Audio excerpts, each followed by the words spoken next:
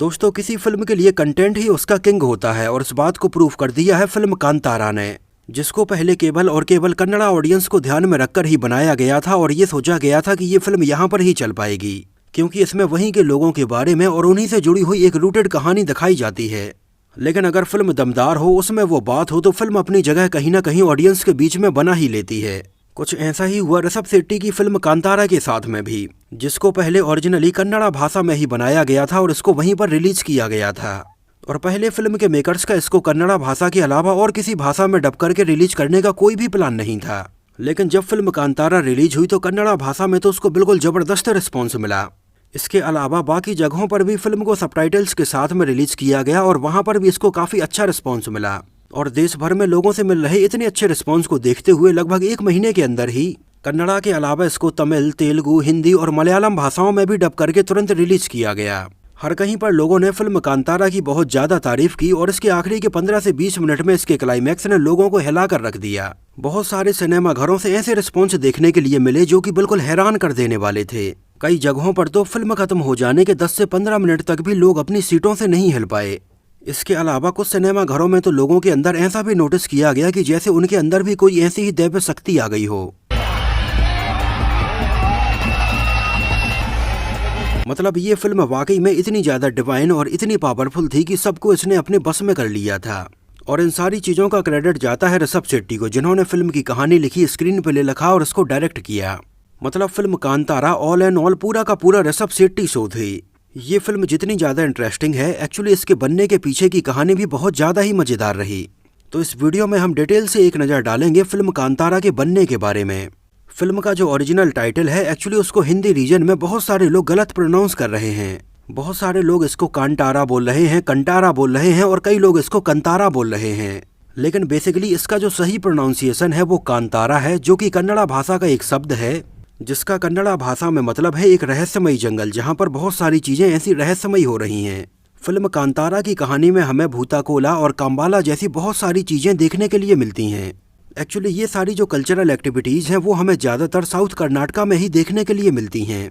मतलब वहाँ का एक पर्टिकुलर रीजन है जिसको तुलुनाडु बोला जाता है और वहाँ पर भूताकोला और काम्बाला जैसी और भी बहुत सारी चीजें होती हैं। उनकी बहुत सारी धार्मिक मान्यताएं हैं, आस्थाएं हैं जो कि हमें देखने के लिए मिलती हैं। और वहाँ पर भूताकोला या फिर कोला जिसको हम बोलते हैं, वो हर साल वहाँ पर परफॉर्म होता है और ऐसा माना जाता है कि इसको परफॉर्म करने वाले कलाकार के अंदर थोड़ी देर के लिए दैव शक्ति आ जाती है। जैसा कि हमें फिल्म कांतारा में पिंजुर्ली देव के बारे में दिखाया जाता है और गुलिगा देव के बारे में दिखाया जाता है। लेकिन फिल्म कांतारा में दिखाए गए इन दोनों ही देव शक्तियों के अलावा वहाँ पर और भी बहुत सारी शक्तियाँ मौजूद हैं। पिंजुर्ली देव जिनका स्वभाव थोड़ी शांत है, लेकिन गुलिगा देव जिनका स्वभाव बहुत ज्यादा ही उग्र है। तो फिल्म के क्लाइमैक्स में जो हमें दिखाया जाता है, ऋषभ शेट्टी के अंदर गुलिगा देव ही आ जाते हैं। इसमें हमें उनके वाराह रूप के बारे में भी बहुत सारी चीजें दिखाई जाती हैं। इंटरेस्टिंग बात यह है कि ये सारी चीजें ऋषभ शेट्टी बचपन से ही देखते आ रहे थे। बचपन में अपने गांव में देखी जाने वाली ये सारी चीजें ऋषभ शेट्टी के दिमाग में बिल्कुल बैठी हुई थीं। एक्चुअली ऋषभ शेट्टी भी तुलुनाडु के ही उसी पर्टिकुलर एरिया से बिलोंग करते हैं जहाँ पर ये सारी धार्मिक चीजें होती हैं। ऋषभ शेट्टी का जन्म कर्नाटका में उडुपी जिले के केराडी गाँव में हुआ था और ऋषभ शेट्टी के दिलो दिमाग में उनका गांव और वहां पर होने वाले ये सारे रीति रिवाज बहुत अच्छे से बसे हुए थे। यहाँ तक कि ऋषभ शेट्टी ने फिल्म कांतारा की ज्यादातर शूटिंग अपने केराडी गांव के आसपास ही की है। इसमें हमें जो एक गांव दिखाया जाता है उसका पूरा का पूरा एक अलग से सेट केराडी गांव के पास में ही लगाया था, जिस गाँव में और जिस आसपास के लोकेशन पर ही ऋषभ शेट्टी का पूरा बचपन बीता था। और उन्हें अपने गाँव के आसपास की लोकेशंस पता थी, अपने आसपास कौन कौन से जंगल हैं उनके बारे में भी सारी चीजें पता थी। ऋषभ शेट्टी ने फिल्म कांतारा की जो एक पूरी कहानी है और इसका स्क्रीन प्ले है वो लॉकडाउन के दौरान लिखा था। ऋषभ शेट्टी ने बताया कि उनके दिमाग में फिल्म कांतारा की पूरी कहानी एक बार में नहीं आई थी। और शायद ये बात जानकर आपको हैरानी होगी कि फिल्म कांतारा की इस पूरी कहानी का आइडिया फिल्म में दिखाए गए एक छोटे से सीन से आया था। और फिल्म का ये सीन था जब फॉरेस्ट ऑफिसर मुरली गाँव में कुछ लोगों को अरेस्ट करने के लिए जाते हैं, तो वहाँ पर उन्हें उन लोगों के पास में एक देसी भरी हुई बंदूक बरामद होती है। और जैसे ही मुरली उस बंदूक को ऊपर करके फायर करते हैं तो वो बंदूक ऊपर चलने के साथ ही साथ उल्टी दिशा में भी चलती है और इस बंदूक में ये बैकफायर होने की वजह से उनकी आंख में गंभीर चोट भी लग जाती है। एक्चुअली फिल्म कांतारा में दिखाया गया ये छोटा सा सीन ही सबसे पहले फिल्म कांतारा की नींव बनकर तैयार हुआ था। और ये बंदूक में जो बैकफायर होने वाला सीन था ये रियल लाइफ से इंस्पायर्ड था।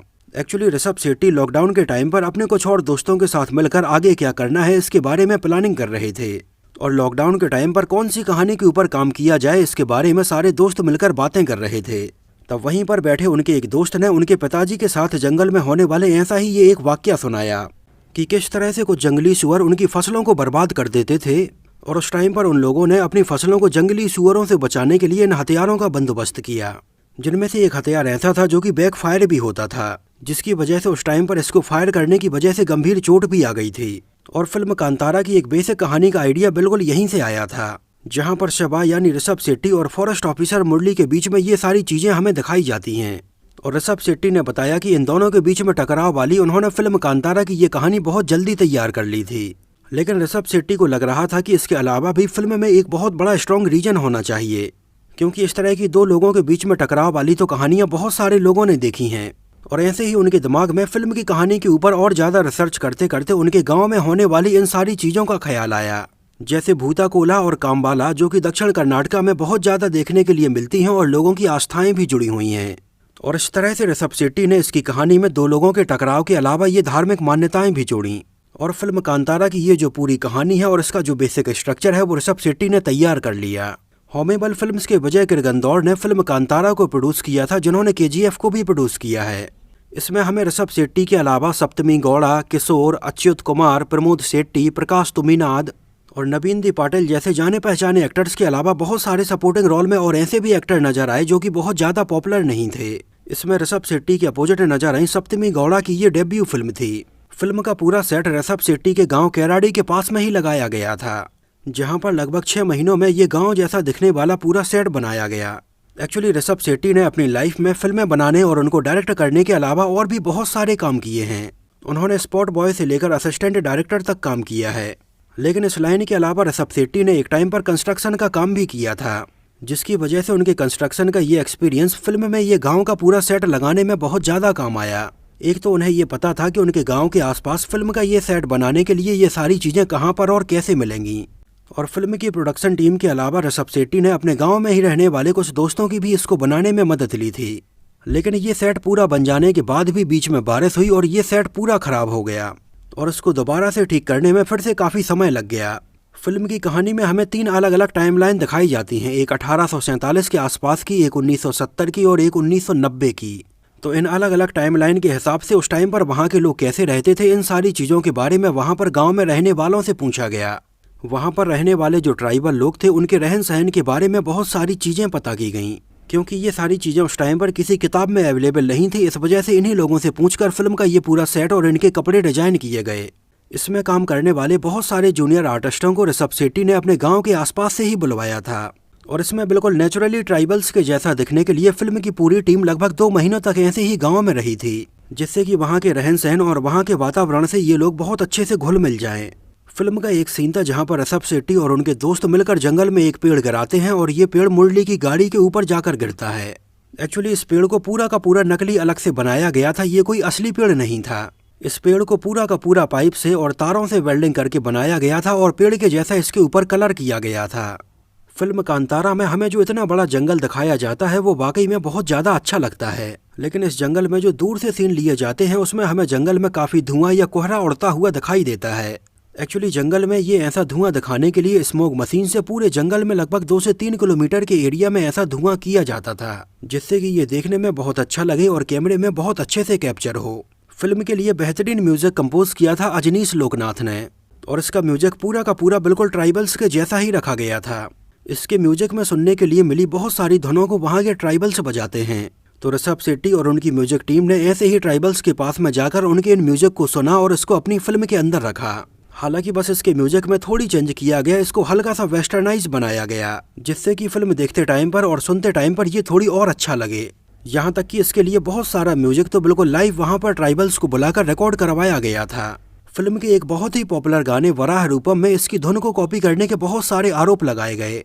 थैकुदम ब्रिज नाम के एक बैंड ने इस बारे में ये क्लेम किया कि उन्होंने ऐसा ही गाना सन 2017 में कंपोज किया था। ये गाना था नवरसम और यहीं से वराह रूपम गाने की धुनों को चुराया गया है।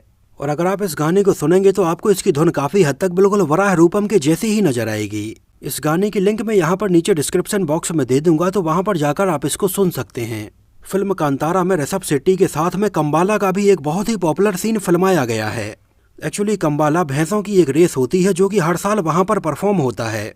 इसमें 2 भैंसों को एक रस्सी से बांधा जाता है और उनकी पूंछ को पकड़कर दौड़ना होता है। और कम्बाला परफॉर्म करना काफ़ी मुश्किल है, इसको एक्चुअली प्रोफेशनल्स ही परफॉर्म करते हैं। लेकिन ऋषभ शेट्टी कम्बाला का ये सीन अपनी फिल्म कांतारा में रखना चाहते थे और पहले ये डिसाइड किया गया कि इसको कोई और परफॉर्म करेगा और बाद में इसमें VFX का यूज करके ऐसा दिखाया जाएगा कि जैसे ऋषभ शेट्टी ने ही इसको परफॉर्म किया है। लेकिन ऋषभ शेट्टी ऐसा बिल्कुल भी नहीं चाहते थे। वो चाहते थे कि फिल्म कांतारा बिल्कुल जेन्युइन और ऑथेंटिक ही बने। इस वजह से ऋषभ शेट्टी ने इसको खुद ही परफॉर्म करने के बारे में डिसाइड किया और फिल्म कांतारा में दिखाए गए कम्बाला के इस छोटे से सीन को परफॉर्म करने के लिए पूरा का पूरा 1 महीना दिया गया, जहां पर ऋषभ शेट्टी ने पहले तो कई बार मौके पर जाकर देखा कि कम्बाला को लोग कैसे परफॉर्म कर रहे हैं। और पहले तो वहां पर ये सारी चीजें देखकर ऋषभ शेट्टी को बहुत ज्यादा डर लगा, क्योंकि इसको परफॉर्म कर रहे लोग बिल्कुल मुंह के बल गिर रहे थे। ऊपर से वहां पर आसपास के बहुत सारे गांव वाले लोग आए थे कि ऋषभ शेट्टी कैसे कम्बाला को परफॉर्म करते हैं। और वहां पर लगभग 5 से 6 दिनों तक ऋषभ शेट्टी ने इसको लोगों को वहां पर परफॉर्म करते हुए देखा। उन्होंने खुद परफॉर्म नहीं किया और इसको परफॉर्म करते टाइम पर एक बार ऋषभ शेट्टी गिरे भी, लेकिन बाद में उन्होंने इसको बहुत अच्छे से परफॉर्म किया, जिसको वहां पर आसपास खड़े लोग भी देख रहे थे कि ऋषभ शेट्टी कैसे बिल्कुल एक प्रोफेशनल की तरह इसको परफॉर्म कर रहे हैं। इसमें दिखाए गए कम्बाला के इस छोटे से सीन को अलग अलग एंगल से परफॉर्म करने के लिए लगभग 35 से 40 बार तक उन्होंने इसको करके देखा था। नीचे लगभग 2.5 से 3 फुट गहरा कीचड़ था और वहां पर ही उन्हें ये कम्बाला परफॉर्म करना था। और फाइनली ऋषभ शेट्टी इसको फिल्म में बहुत अच्छे से करते हुए दिखाई देते हैं। फिल्म के मेन हीरो भी ऋषभ शेट्टी थे और वही इसका डायरेक्शन कर रहे थे, जो कि बहुत ज़्यादा ही चैलेंजिंग काम था, क्योंकि हर बार फिल्म का एक छोटा सा सीन भी परफॉर्म करने के बाद उन्हें बार बार मॉनिटर पर जाकर देखना पड़ता था कि ये सीन कैसा परफॉर्म हुआ है। फिल्म कांतारा की ये सारी चीज़ें ऋषभ शेट्टी ने खुद ही डायरेक्ट की, लेकिन इसमें हमें जो भूता कोला दिखाया जाता है और खासकर से फिल्म के स्टार्टिंग में और लास्ट में जो भूता कोला दिखाया जाता है, जिसको ऋषभ शेट्टी खुद ही परफॉर्म कर रहे होते हैं, एक्चुअली इन दोनों ही भूता कोला को डायरेक्ट करने के लिए ऋषभ शेट्टी ने राज शेट्टी की मदद ली थी, जो कि उनके बहुत ही क्लोज दोस्त हैं और इसके पहले गरुणा गमना वृषभ वाहना में भी नजर आ चुके हैं। एक्चुअली ऋषभ शेट्टी ने बताया कि पहले वो इन भूता कोला को भी खुद ही डायरेक्ट करने वाले थे, लेकिन बाद में उन्हें लगा कि बार बार ये छोटे छोटे सीन परफॉर्म करने के बाद उन्हें मॉनिटर पर जाकर इसको देखना होता था, जिसकी वजह से उनका एक्टिंग में जो वेरिएशन है या जो फ्लो है वो बिल्कुल पूरी तरह से टूट जाता था। और वो चाहते थे कि इसमें जो वो भूता कोला परफॉर्म करें वो बिल्कुल अपने पूरे मन से करें। और वाकई में ऋषभ शेट्टी ने भूता कोला को बहुत अच्छे से परफॉर्म किया और राज शेट्टी ने इसको बहुत अच्छे से शूट किया था। फिल्म कांतारा का इम्पैक्ट बहुत सारे लोगों के ऊपर हुआ, यहाँ तक कि कर्नाटका गवर्नमेंट ने फिल्म कांतारा देखने के बाद इस बात का अनाउंस किया कि जिन लोगों की उम्र 60 साल से ज़्यादा है और वो भूता कोला परफॉर्म कर रहे हैं, उनको सारे अलाउंस दिए जाएंगे, जो कि वहाँ पर भूता कोला परफॉर्म कर रहे कलाकारों के लिए बहुत बड़ी चीज़ थी। फिल्म कांतारा का बजट पहले 8 करोड़ रुपए रखा जाने वाला था, लेकिन इसका बजट बढ़कर लगभग 16 से 17 करोड़ रुपए हो गया था। लेकिन जब ये फिल्म चलने पर आई तो इसने कमाई के मामले में बहुत सारे नए रिकॉर्ड बनाए और ये कन्नड़ा सिनेमा में अभी तक दूसरे नंबर पर सबसे ज़्यादा पैसा कमाने वाली फिल्म बन गई। अभी तक कन्नड़ा सिनेमा में सबसे ज़्यादा पैसा कमाने का नाम है KGF चैप्टर 2 के नाम, और दूसरे नंबर पर हो गई है फिल्म कांतारा और तीसरे नंबर पर है KGF चैप्टर 1। मतलब फिल्म कांतारा ने KGF चैप्टर 1 की टोटल कमाई का भी रिकॉर्ड तोड़ दिया है। इसको सिनेमा घरों में चलते चलते लगभग 1 महीने से ज़्यादा हो चुके हैं और वर्ल्ड वाइड में इसने अभी तक लगभग 400 करोड़ रुपए का कलेक्शन कर लिया है। हालांकि अभी भी ये फिल्म बहुत सारे सिनेमा घरों में बिल्कुल वैसे ही चलती जा रही है। इसने कर्नाटका में अभी तक लगभग 168 करोड़ रुपए का कलेक्शन किया है और नॉर्थ इंडिया में लगभग 96 करोड़ रुपए का कलेक्शन कर लिया है। और ऐसी ही उम्मीद की जा रही है कि इसका हिंदी डब वर्जन ही अकेले 100 करोड़ रुपए के आंकड़े को टच कर लेगा। मतलब आप अंदाजा लगा सकते हैं कि मात्र 16 करोड़ रुपए के बजट में बनी फिल्म ने अपने बजट से लगभग 25 गुना ज़्यादा कमाई कर ली है, जो कि अपने आप में एक बहुत बड़ी बात है, क्योंकि आज के टाइम पर तो बहुत सारी फिल्में ऐसी हैं जो कि अपने बजट को भी रिकवर नहीं कर पा रही हैं। फिल्म कांतारा को IMDb पर भी लगभग 68,000 से भी ज़्यादा लोगों ने 9 आउट ऑफ 10 रेटिंग दी हुई है। तो दोस्तों, ये तो बात हुई फिल्म कांतारा से जुड़े हुए बहुत सारे अननोन फैक्ट्स के बारे में।